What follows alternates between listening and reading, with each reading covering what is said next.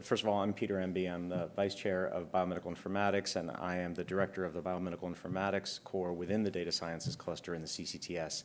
I am also the Chief Research Information Officer for our medical center, which means that I've got oversight of how we go about really leveraging our information resources for the research mission of our medical center.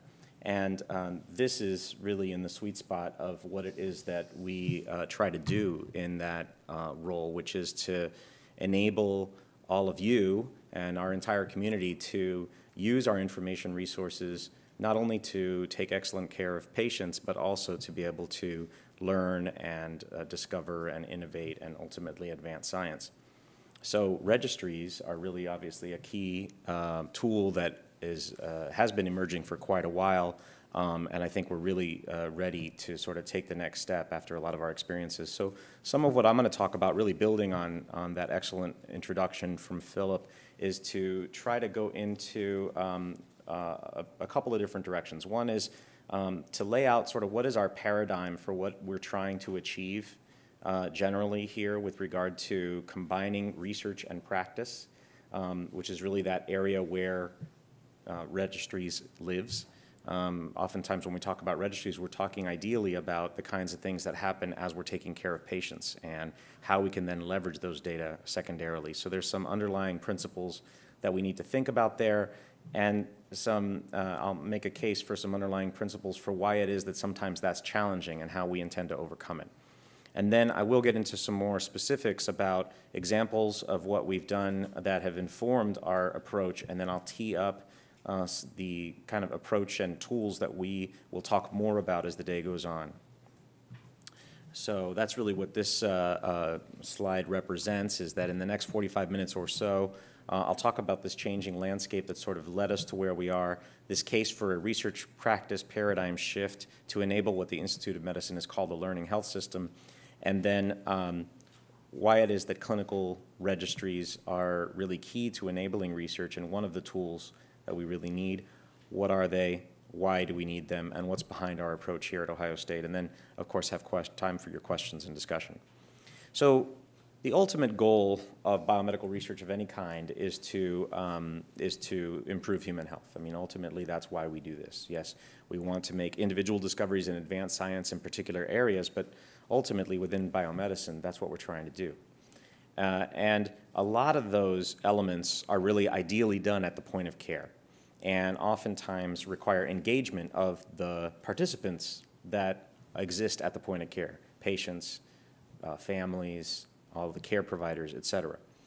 So main aspects related to that are that sometimes we have to, of course, deliver knowledge to the point of care in order to take what we've learned and make sure that we're applying it sensibly to the care of every patient.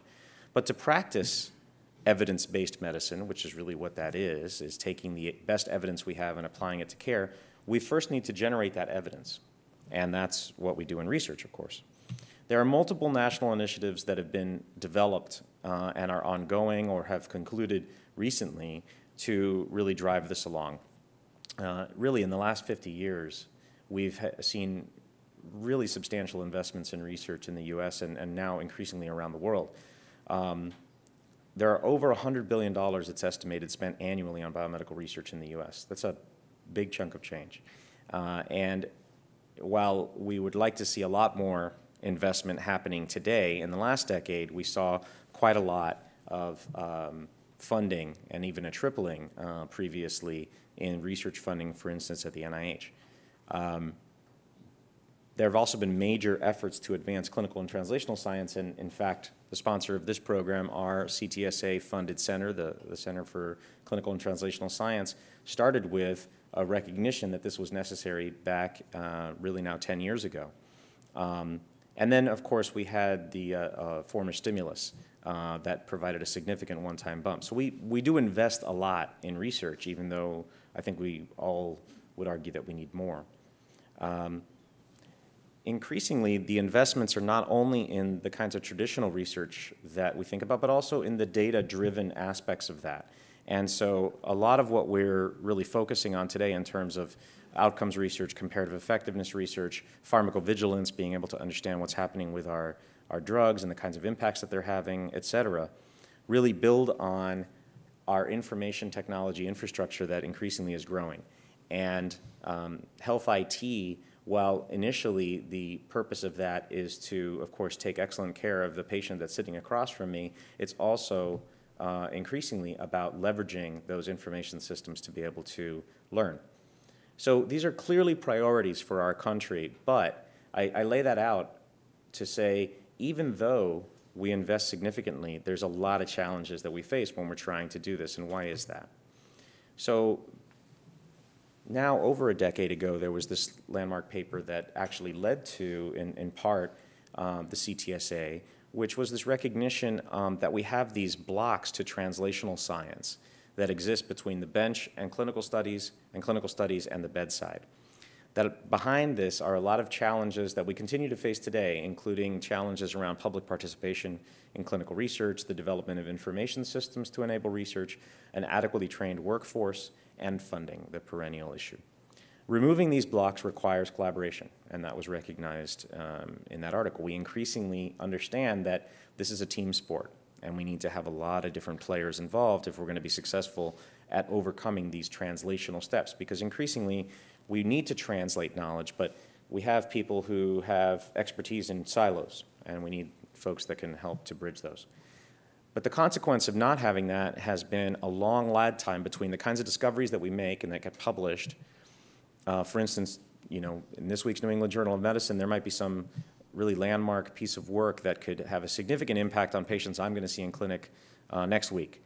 But if I didn't happen to read that article, I may not know that in order to sort of bring it to bear. And we need to be able to close that lag time and really translate that into knowledge. So there's a lot of work that needs to be done. And there are major investments that are being made specifically in this. So obviously, we have now spent billions of dollars on the adoption of electronic health records. And we have seen a significant uptake. I think the latest numbers are upwards of nearly 75% now of all clinicians in the U.S. are working on comprehensive electronic health records, and I think we all anticipate that in the next few years that's going to be very close to 100%.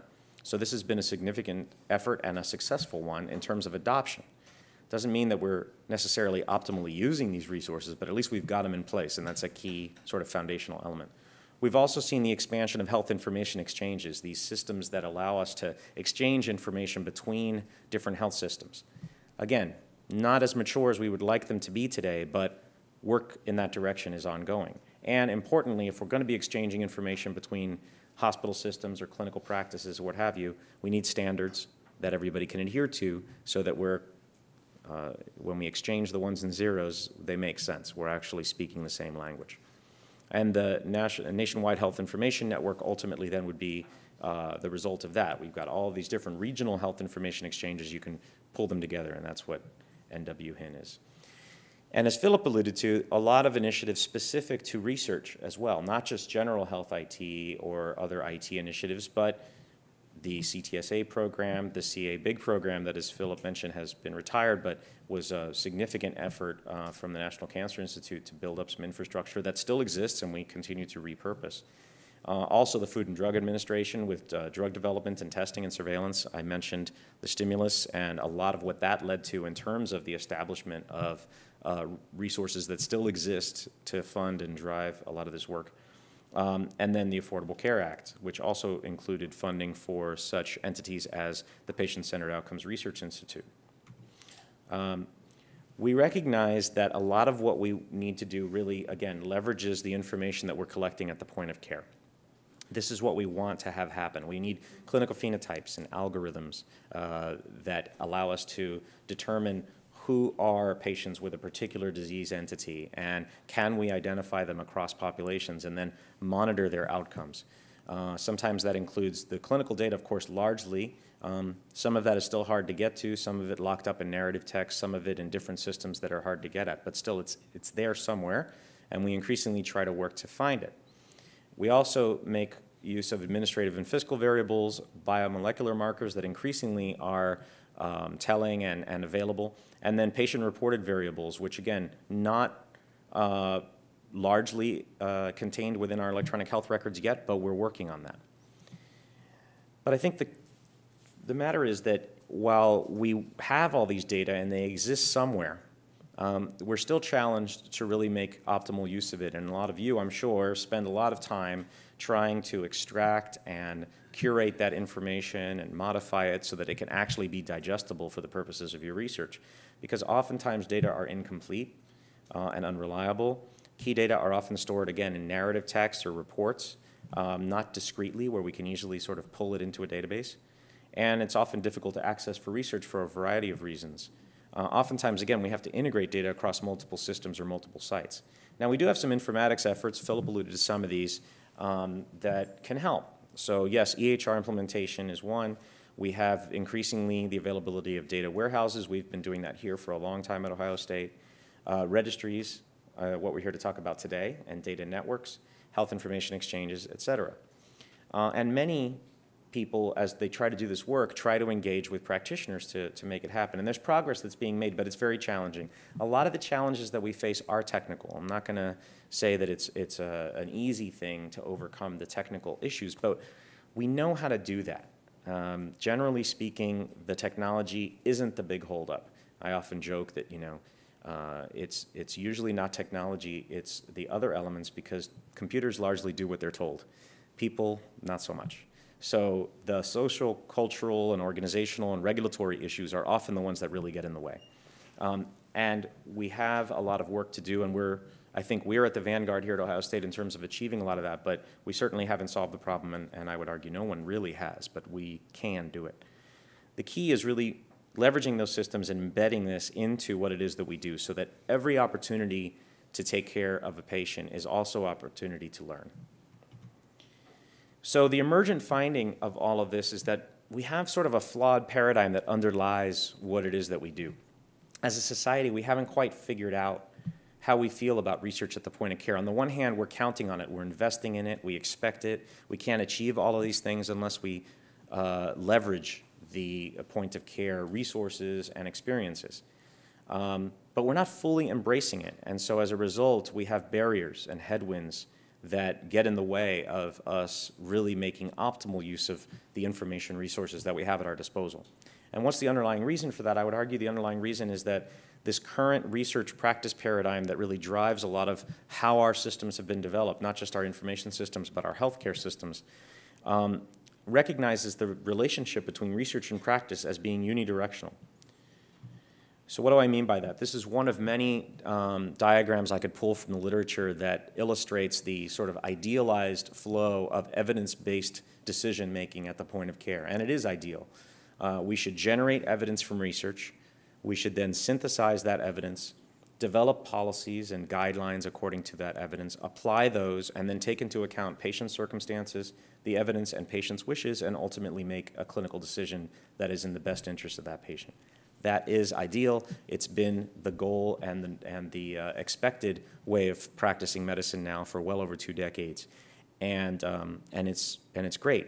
The trouble with it is that this is unidirectional. It suggests that you've got research over here, and you've got practice over here, and the only real appropriate relationship between those two is let's bring that evidence over.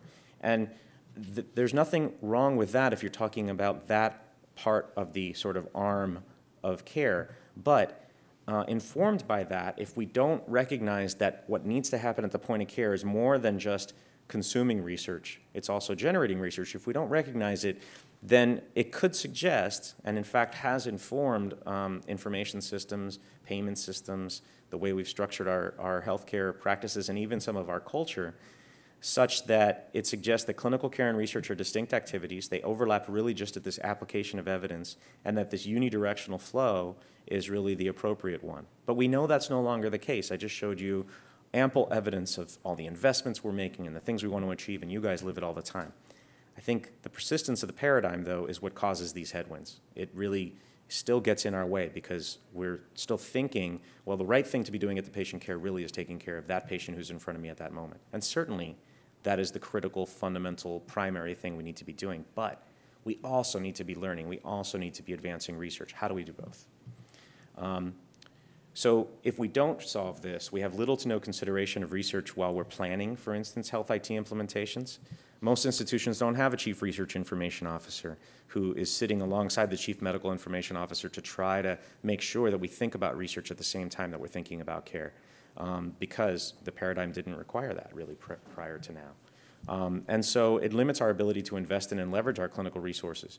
We don't also incentivize non-researcher clinicians and practitioners to engage in research per se. It's not really what people get paid to do if they're not researchers. And so why would they do it?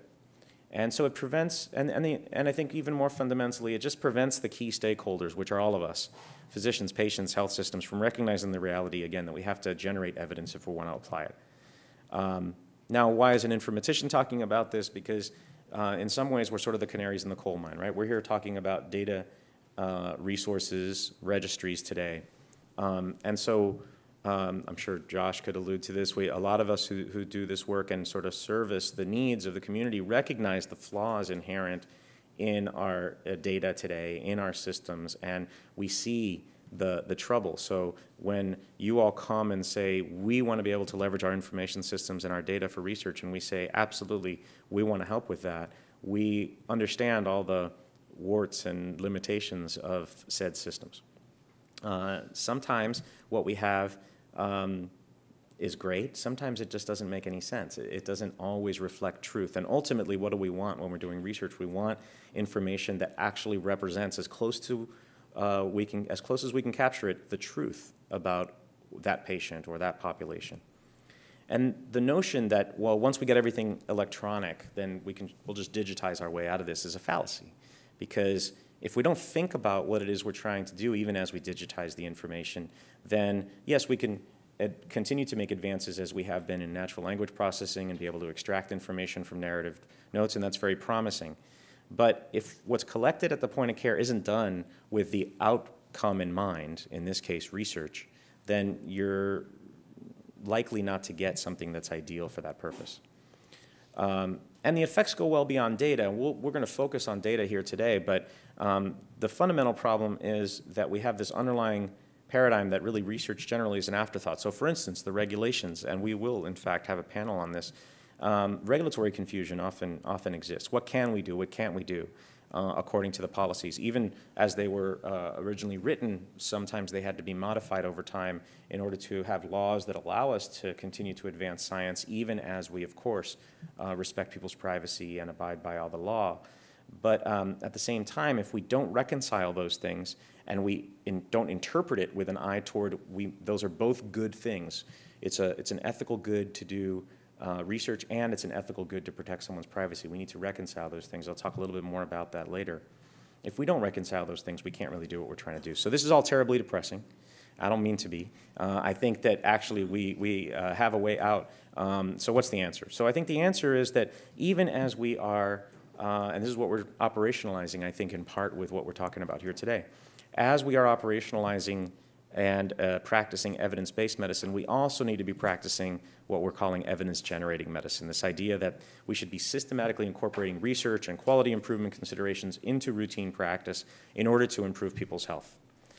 And that paradigm recognizes that rather than that unidirectional flow, and this is an article that Philip and I wrote now a couple of years ago looking at this, where we argued rather than this unidirectional flow, we need this cycle, okay, a virtuous cycle that says practice also needs to lead to the generation of evidence, and then, of course, we will apply that evidence to care, and that will inform further evidence generation. And that recognizes, just very basically, that clinical care and research activities are not entirely distinct from one another. We have to consider this notion of evidence-generating medicine when we practice, that there are, in fact, a lot of evidence-generating medicine activities ongoing. Development of registries is a logical one. But they're challenging to do, and we need to recognize and facilitate this. That advancing it, that is, that notion of evidence-generating medicine, is critical to completing the life cycle that we need to really have the evidence that we must in order to take excellent care of patients, and that there are multiple enabling factors and stakeholders that need to buy into this vision in order to get it done, and you see some of them listed there. And importantly, while there are IT and informatics issues for sure that we need to resolve, there are also fiscal and cultural and socio-organizational issues that need to be addressed. And you can't succeed simply with technology solutions. So it's part of what we're trying to do across multiple initiatives, and we'll talk a little bit about those. Nationally speaking, I mentioned this big multi-billion-dollar investment that we've made as a country in encouraging the adoption of electronic health records. And even as that was being put together years ago, this strategic plan for it called for, ultimately, the transformation of healthcare. Yes, this was driven initially by payment reform. I mean, nobody's confused about that. That's what this was about initially. But there was always a vision that once we get these information systems in place, now we're going to have resources that can enable us to learn and better take care of patients, yes, more efficiently, but also much more effectively, because we're going to discover and we're going to learn and we're going to have new knowledge that's going to help us take better care of patients and populations and achieve this ultimate goal, which is this rapid learning health system.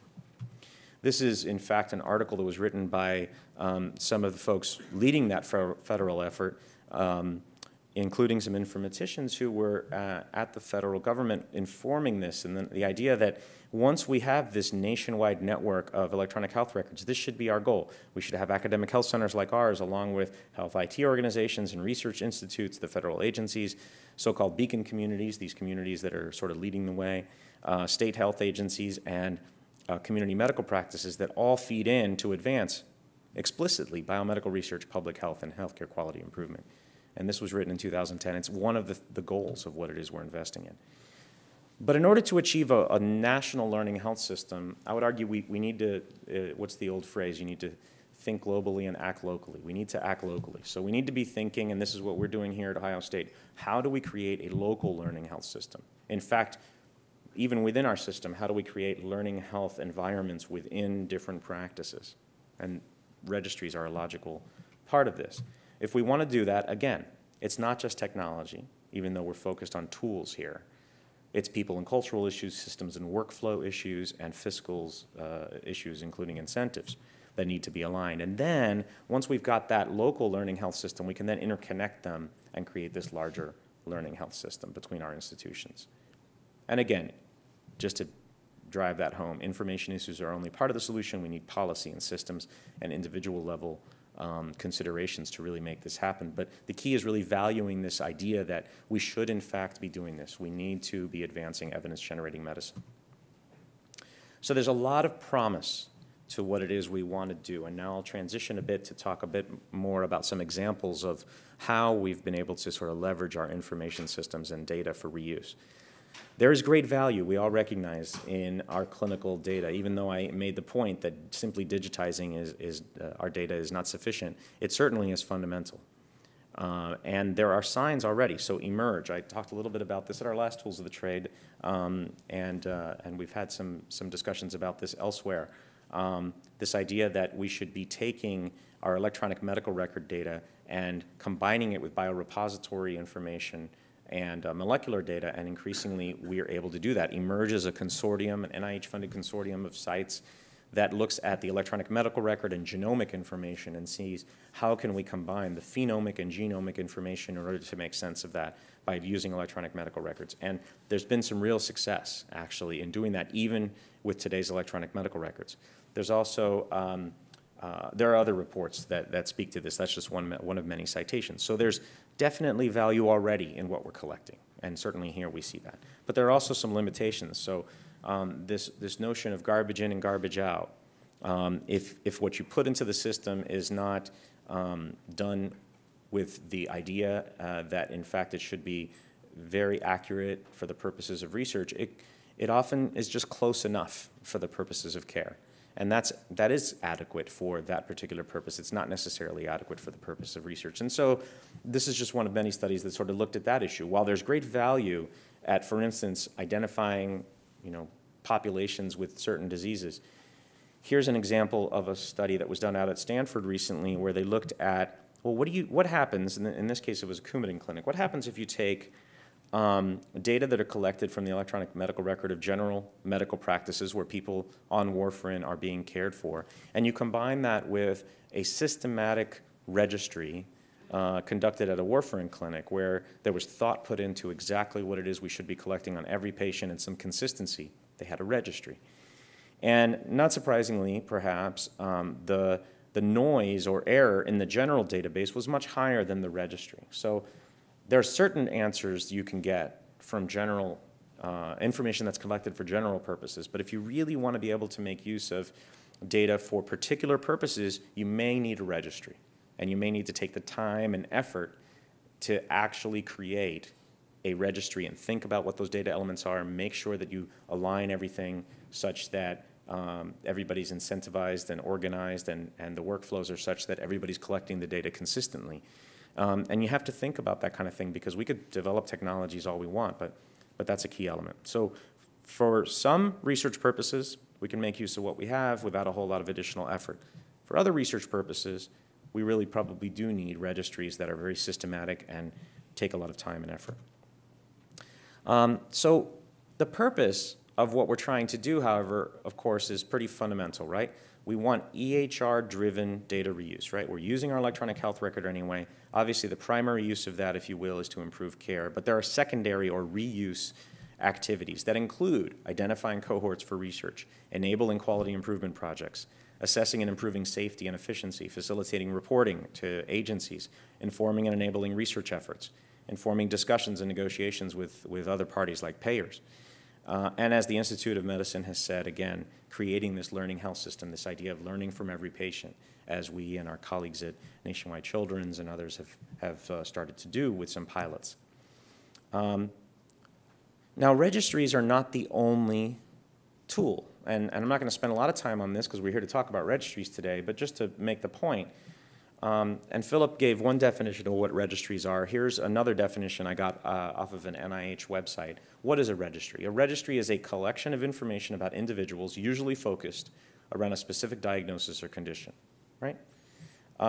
There are many purposes to this. Research, of course, is one that we're here to talk about, but operations, quality improvement, we've talked about those. And there are many ways to create this, right? You can absolutely create a registry manually, right? Extracting data sort of in parallel to the care process and storing that in a database somewhere. You can semi-automate that. You can take some information from the existing systems and then augment it with other information that you collect elsewhere. Or you can fully automate that. Just take it, work it into workflow and make it a routine part of what you do, and then just extract that information. You can have this exist registries with a single provider. There could be, one provider, and the registry is my population, or a group, right? Multiple providers within a group, but still at a single site, or multiple sites. And each of those requires something of a different architecture to what it is we're going to do to enable that. And there are multiple ways to host that, right? You can host it locally on a database on your laptop or your computer, or you can host it in some central way that's accessible to multiple parties. Again, it depends what you're trying to do and who's participating. But importantly, this is not the only tool. So I want to make this point because I don't want you leaving here thinking that a registry is the tool that you need for every purpose. Data warehousing and being able to run a query and extract data from a data warehouse oftentimes may be exactly what you need. If what you need is a single point in time snapshot of what you've got, or even a periodically updated one that's coming from what we have in the information warehouse, great. Go that route. You don't necessarily need a registry for everything. Some research questions simply can't be answered with registries. You need to actually do an experiment, right? You need to conduct clinical trials. So I don't need to belabor that with this group, but you understand that. And there are different systems that are needed to support each of those. Let me give you a couple of concrete examples. So here at Ohio State, we've done a pilot with rheumatology as part of a larger network called the Rheumatology Informatics System for Effectiveness, or RISE. And the idea there was, let's approach the problem of what we need to do in rheumatoid arthritis and creating a rheumatoid arthritis registry for multiple purposes, and let's be somewhat more systematic about this.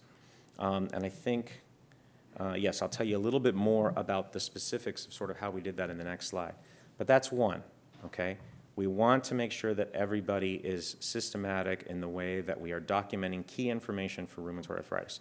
There's another one that we are spearheading here along with colleagues at the Moffitt Cancer Center in Tampa, which is a cancer research information exchange called Orion. If you haven't, you'll be hearing more about that. But the idea that there's a broader network that's being brought together from different cancer centers to essentially create a big registry and repository of data and specimens to enable research. And sometimes you need scalable architecture. There's another group that's used some of the technologies that we've developed here that I've got a depiction of there called Triad to bring together safety net clinics and practices to integrate data across those different safety net practices. Even though they are in different electronic medical record systems, et cetera, we have technologies that allow us to combine data from different systems to create a federated registry, one that exists across multiple different sites. Again, with EHR adoption, we have an opportunity for this. We can create virtual registries where they exist in multiple sites. The principle is collect data once, use it multiple times, and minimize the extra data collection to just the essentials of what you need so you can learn from every patient. In order to do this here, again, technology is only part of the solution. Let me use the rheumatology example to dig into some of these details on that second bullet there. There's a lot of effort you need, though, to really make this happen. First of all, let me give you the concrete example. So in rheumatoid arthritis, we looked around at what it is we were doing, for instance, here and at many practices exactly the same, and we saw that while everybody was taking good care of the patients as best we could tell, we were documenting things in very different ways. So we had, 11 rheumatologists documenting things 12 different ways. So how can we achieve some level of consistency? And we sat down and we said, okay, first of all, what are the variables of interest? What do we actually want to be collecting on everybody with rheumatoid arthritis? What's really important? And as you might imagine, we started off with a list of about 500 things. And we said that's ideal, but if we do that with every patient, we're not going to be able to see more than one patient a day, so that's not really going to work. Because in fact, we do need to take care of people. So how do we minimize that? What are the essential elements? And we came down to about 50. Okay. Then we performed a gap assessment. We said, okay, which of those 50 already exist in our electronic health record system? Demographics, labs, meds, the kinds of things you might imagine are already in there. Well, about 43 of them. So we had about 7 left that weren't discretely available already in the system. Well, that's very manageable. Now we're talking about addressing how do we go about adding those other 7 elements to the database.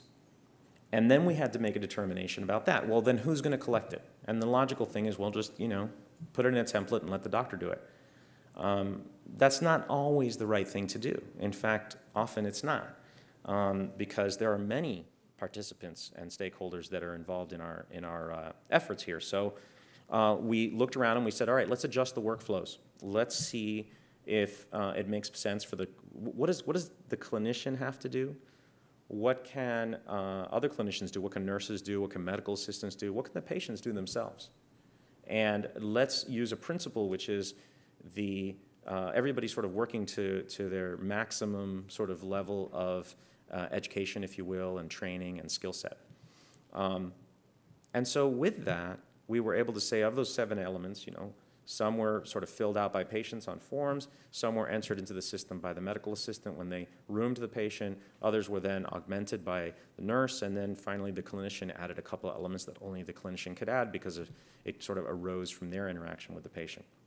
We adjusted the workflows accordingly and the responsibilities, and we enabled the expectation that this was going to be a team effort.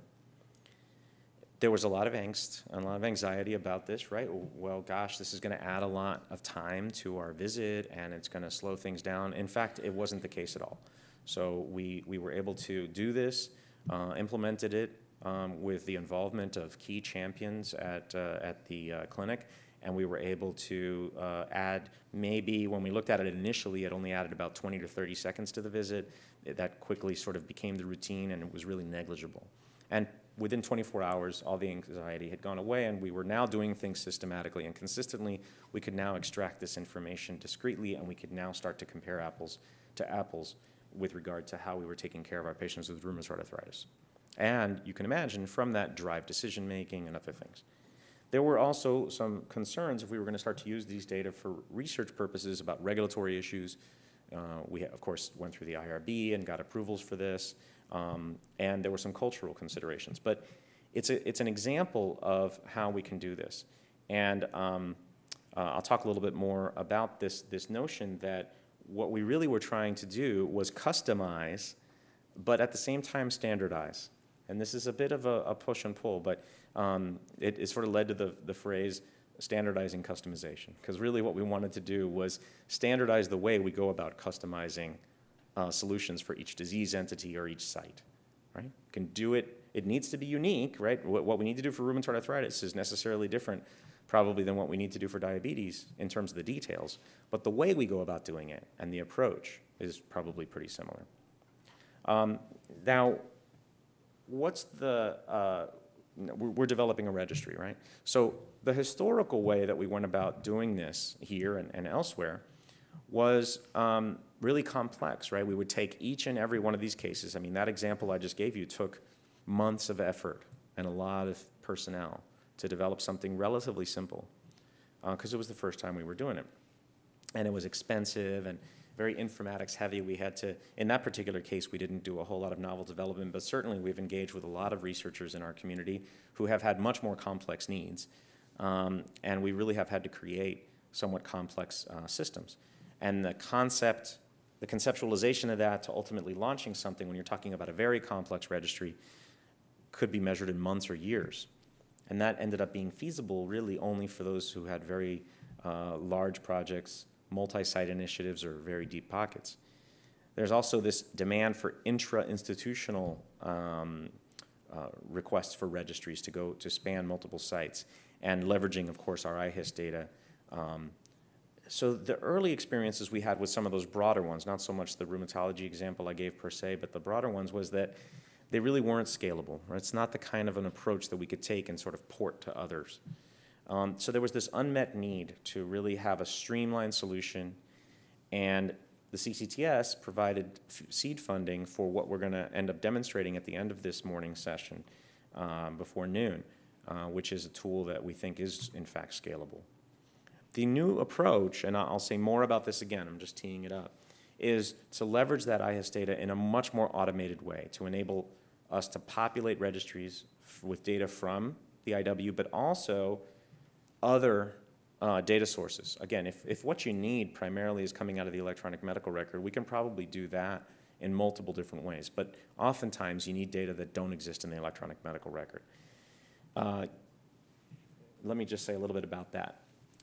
The electronic medical record, after all, is the legal medical record. There are data that should be contained in the electronic medical record, and we can define that as data that should, in fact, be part of the legal medical record, right? The ones that are necessary for patient care, et cetera.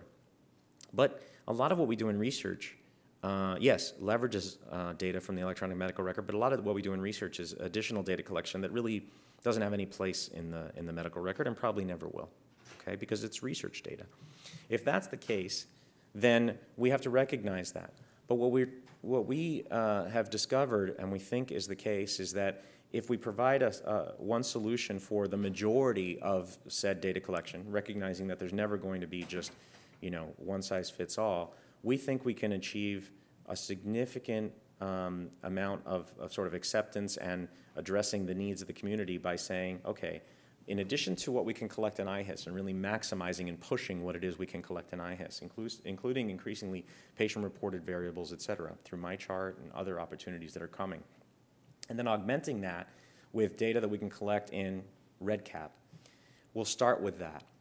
And we then provide a solution that allows us to merge these data together through a pipeline that allows us to bring it all together, map it all to a common standard that then makes it all look the same to the user, and then provide an interface for the researcher and the research staff to be able to interact with those data, extract the data, and make use of it, regularly updating it on a nightly basis, et cetera, and then having standard forms available that can be repurposed by others. The last bullet is there about standardizing the concepts, and we use this common data model called OMOP to do that. And again, we'll talk a little bit more about that in the last session. So as we do that, of course, we recognize that implementing this also includes privacy issues, right? And I put this here because I want to make sure that we all understand that respect for privacy is essential to anything that we do. And yet research is a priority for us as well. So we have to reconcile those things, and an evidence-generating medicine paradigm, as I alluded to, makes it clear that we need to reconcile those things. There's an ethical case that's been put forth by many. It was just one of many articles I could have pulled from the literature talking about this ethical case for needing to reconcile these things, recognizing that participation in research is a public good. Institutions like ours can and should be, and we are spearheading a lot of this. And in fact, it fits within this evidence-generating medicine paradigm. There's also the issue I alluded to of incentives.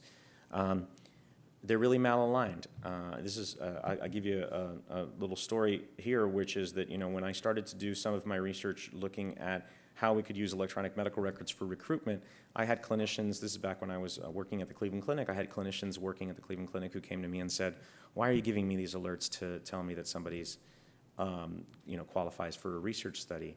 It's not my job.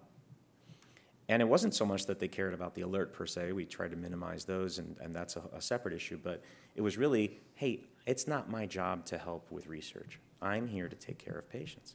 And at first, I was somewhat incredulous about that. Come on, this is an academic medical center, right? We have a research mission. But if you define someone's job by what they get paid to do, they had a point, right? If we pay somebody to take care of patients and generate RVUs, relative value units, to be able to actually justify their salary, then any amount of time they spend doing something else is something that's not really part of their job description. So we need to address that. I'm not saying we have, per se, and I think there's more work to be done there. But there's one thing we can do. We propose this idea of relative research units, right? Ways of tracking what it is that our clinicians do and other workers in our system do, so that at least we can start to measure it. And using systems like registries and alerts and we can actually start to track this kind of information, and at least it becomes a source to be able to point to and say, okay, you're actually doing valuable work according to maybe not our clinical mission, but our research mission.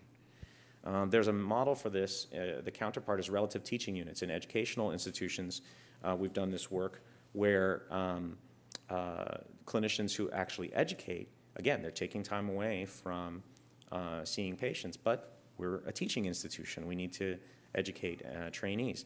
And you can monitor and track that and then tie that to compensation. So if we're going to do this in research, we probably have to decouple it somewhat from the individual, for instance, recruitment of a subject, because we don't want to provide perverse incentives to be able to suggest to somebody that they can line their pockets by inappropriately encouraging people to be part of research. We certainly don't want that. But there are ways to achieve this. And while we haven't solved the problem, one of the things we can do is make it a lot easier. We can lower the burden. We can say, okay, we don't want you to take a whole lot of time, but in the rheumatology example, what if we just added 20 seconds to the visit? And we made it relatively easy, and we didn't put all the burden on the clinician. We sort of spread it across multiple different parties. Now it becomes much more palatable, and now people are willing to do the right thing, just not if it's going to harm them, if you will, right?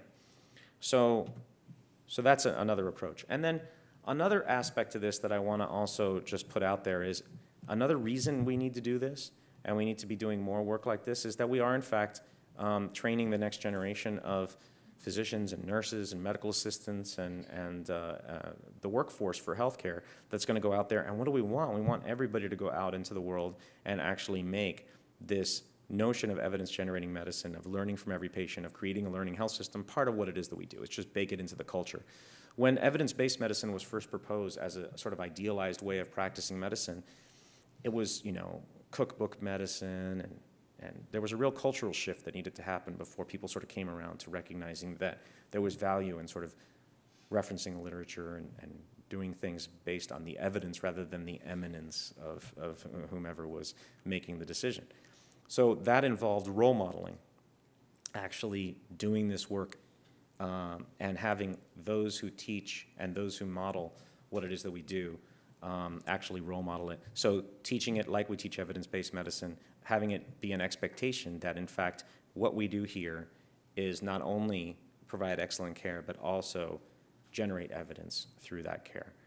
And importantly, to that third bullet, those of us that work in the IT and informatics space and others, I'm not suggesting that we see that notion of, well, everybody should do this as a license to sort of say, well, you know, push all the work to the people on the front line. It's very, very challenging to just take care of patients. To practice medicine is very, very challenging. But what we need to do is try to make it easier and more efficient. So we can do that on our end. And that's what I think some of these pipelining efforts are all about. But everybody needs to play their part. So with this paradigm of evidence-generating medicine in mind, I think what we start to see is that solutions are not only possible, they're imperative. We have to do this kind of work if we're going to achieve the goals we've set for our research and healthcare enterprises and for our nation. We need improved systems to enable that and facilitate this, and to facilitate the efficient data collection that we need and multiple purposes and uses for said data.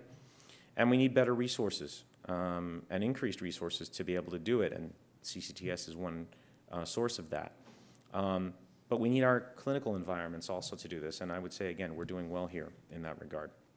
And that driven by this notion that we should be practicing evidence-generating medicine, we don't need to be apologetic about this. We don't need to be going and saying, oh, I'm so sorry, but would you mind, you know, maybe modifying your workflow and letting us work with you to collect additional data. No, we must do this. Now let's figure out how to do it in a way that everybody can buy into and that actually works and that's scalable and doesn't impede what it is that we all need to be doing. And again, it goes beyond just research. We need to maximize our investments. We've spent a lot of money here. I was talking about the billions we've spent nationally on implementing electronic health records. We spent millions here, tens of millions. And we really should be leveraging that for not only excellent patient care, but also for discovery. And so we're working on that. And once we have that infrastructure in place, guess what? It's also going to help us take better care of patients. It's also going to help us manage our populations better, which increasingly is how our health system is going to be paid anyway, is by the more efficient and effective management of our populations, not by individual patient care. So it makes sense across the board to do this kind of evidence-generating medicine kind of activity. And it'll ultimately allow us to achieve the more effective and efficient use of our limited research and healthcare dollars to do this. And I think registries are key to what it is we want to achieve. I'll leave you, and I'll mention this again. Requesting these kinds of resources and consultative expertise to be able to help you all develop a registry, adopt the pipeline we're going to talk with you about, and that we're going to be rolling out over the coming months.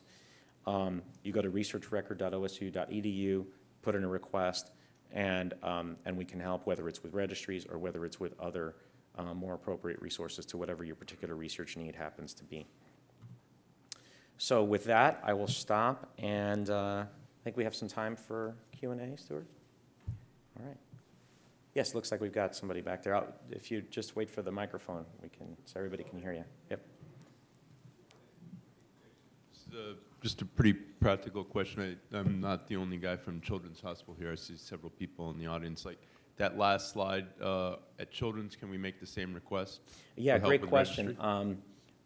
We certainly can help to route that information, but my understanding is that, in fact, there remains a separate intake system at Nationwide, and I'm sure somebody else here can speak to it better than I see a nodding head. Yes, somebody raised their hand and So our group is called RDC, and you can put a ticket into iServe, and it'll get routed actually to my group, and Young Wei Wong is the director, and Simon Lin is the CRIO there. Right, thank you. Yeah, so Simon's my counterpart over there, absolutely. And I would say that Simon and I have had very high-level discussions about this, but I appreciate your question because I think one of the things we probably want to do is make this much more of a cohesive sort of strategy so that eventually whatever portal you use to sort of enter the system, if it's appropriate to route it to Nationwide, we'll route it to Nationwide. If it's appropriate to route it somewhere else. Within the walls of Ohio State, we've done a good job of, this now being, there used to be, many portals even within Ohio State, at least for research, informatics and other, biostatistics and other needs. This is now the portal you would use for research purposes. I think we can and should wrap our arms around our colleagues at Nationwide as well. It's just the nature of two different hospitals makes it a little more challenging than at least within our one medical center here. Good question. Other questions? Yes.